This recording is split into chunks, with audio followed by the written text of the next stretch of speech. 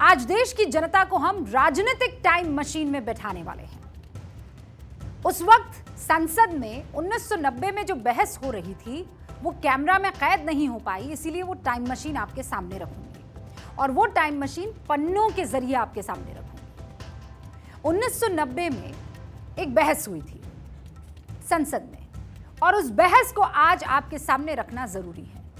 हर उस पार्टी के लिए जरूरी है जो अपने राजनीतिक लाभ के लिए देश को जाति और बिरादरी में और उपजाति में बांटने का प्लान बना चुकी है। लेकिन इसके लिए पहले ये दो तस्वीरें आपके सामने रखना चाहती हूं। एक तस्वीर है 1990 की और दूसरी है 2023 की। 2023 से कांग्रेस के कद्दावर चेहरे राहुल गांधी की ये तस्वीर और थोड़ा सा रिवाइंड कर लीजिए तो 1980 के दशक में कांग्रेस के कद्दावर चेहरे उनके पिता राजीव गांधी की ये तस्वीर। 1980 के दशक में राजीव गांधी नेता प्रतिपक्ष हुआ करते थे। एक पिता, दूसरा पुत्र, बेटा। पुत्र बिहार की जातीय जनगणना पर अपना स्टैंड क्लियर कर चुका है, लेकिन 1990 की कांग्रेस में और आज की कांग्रेस में ये पन्ने बता रहे हैं कि जमीन आसमान का अंतर आ चुका है।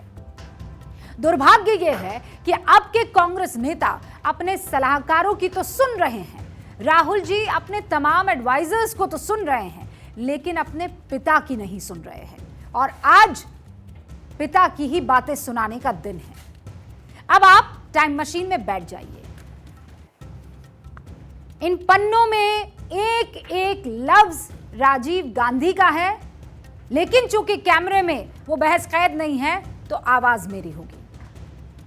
आवाज मेरी, शब्द राजीव गांधी के। एक शब्द को भी मैंने आगे पीछे नहीं किया, शब्दशः जो राजीव गांधी ने संसद में, लोकसभा में नेता प्रतिपक्ष होने के नाते कहा था वो आपको मैं पढ़ के सुनाऊंगी। जो संसद का रिकॉर्ड है वही आपके सामने पेश करूंगी। वीपी सिंह उस वक्त प्रधानमंत्री हुआ करते थे और उनकी सरकार ने मंडल आयोग की रिपोर्ट जारी की थी। दिन था गुरुवार, तारीख थी 6 सितंबर और साल था 1990। 90वीं लोकसभा का तीसरा सत्र उस वक्त चल रहा था। सदन में नियम 193 के तहत चर्चा शुरू हो गई। टॉपिक क्या था चर्चा का?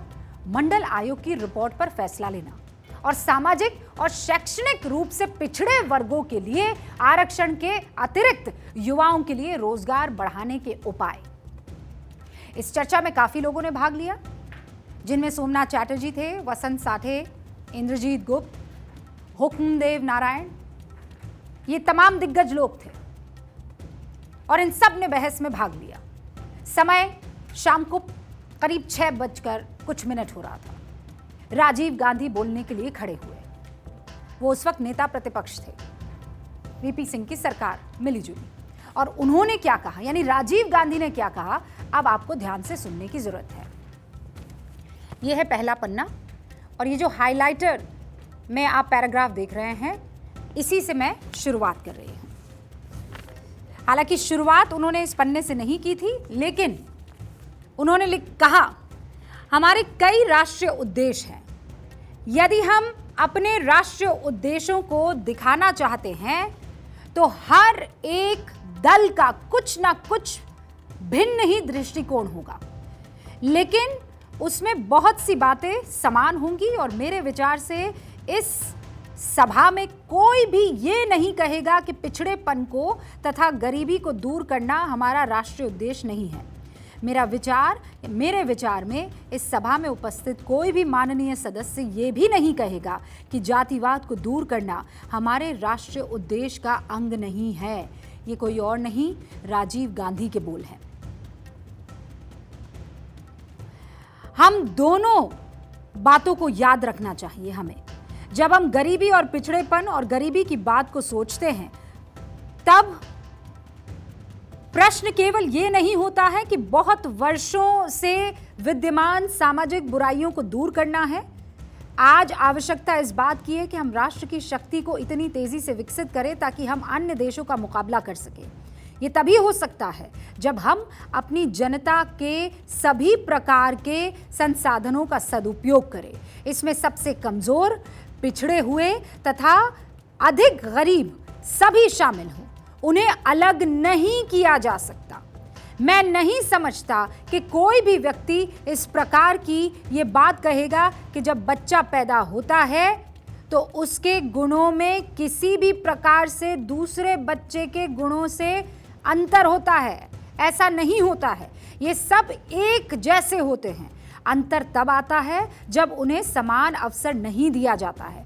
पिछड़ेपन तथा गरीबी को दूर करने के लिए हमें समस्या की जड़ में जाना होगा और सभी को समान अवसर देना होगा, चाहे वो बच्चा अनुसूचित जाति का हो या अनुसूचित जनजाति का हो या किसी पिछड़ी या उन्नत जाति का या किसी धर्म के अल्पसंख्यक समुदाय का हो।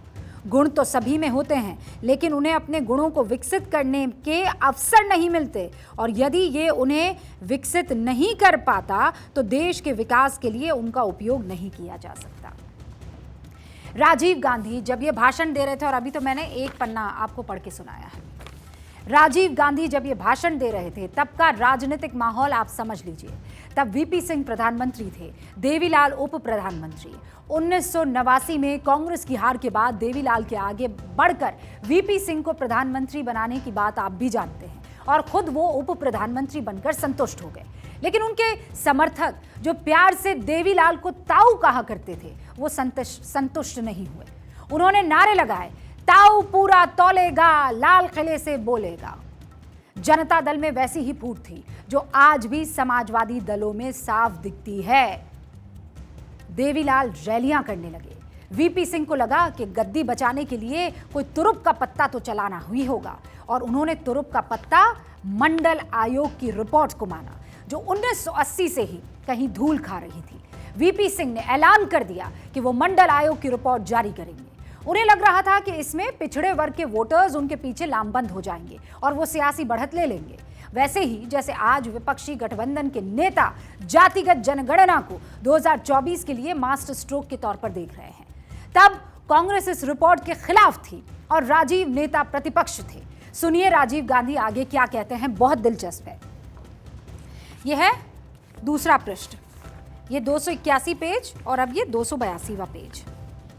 वो लिखते हैं, मैं इसे केवल सामाजिक तथा आर्थिक दृष्टि से पिछड़े लोगों तक ही सीमित नहीं रखना चाहता। जब आप कुछ देना चाहते हैं, कुछ सकारात्मक कार्रवाई करना चाहते हैं, तो उन्हें कुछ ठोस चीज दीजिए।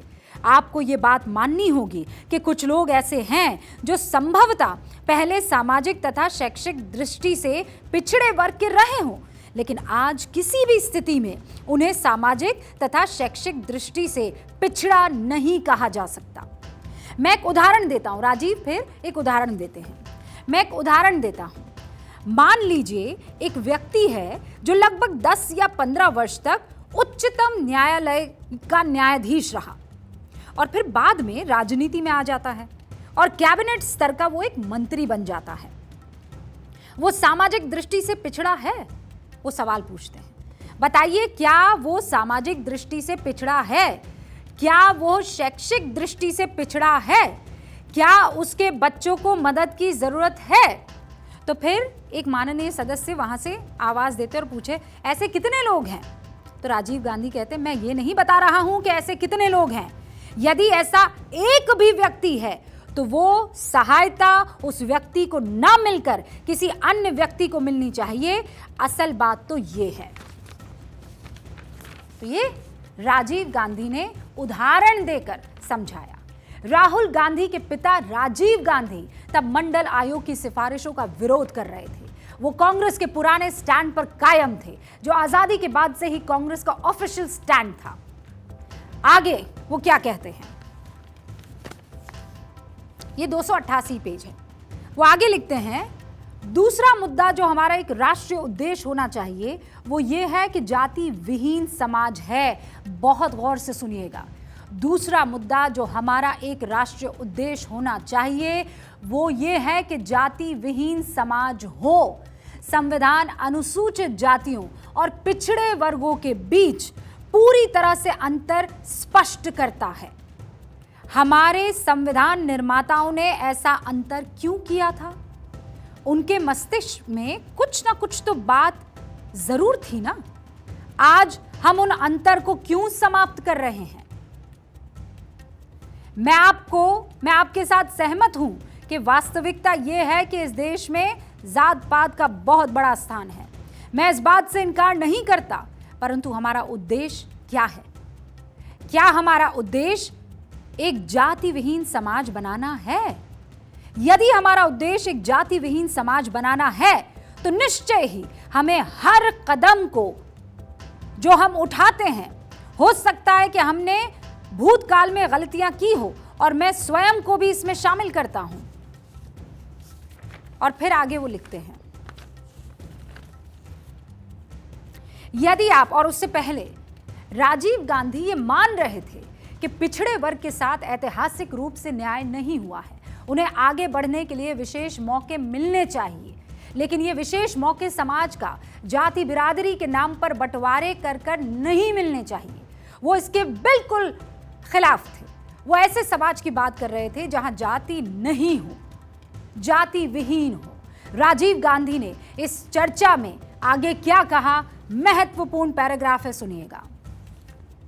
यदि आप एक जाति विहीन समाज में विश्वास रखते हैं तो जो कोई भी आप बड़ा कदम उठाना चाहे वो ऐसा होना चाहिए कि आप एक जाति विहीन समाज की ओर ही बढ़ें, और आप ऐसा कोई कदम ना बढ़ाएं जिसमें कि समाज जाति प्रथा की ओर यानी उसकी तरफ बढ़ जाए।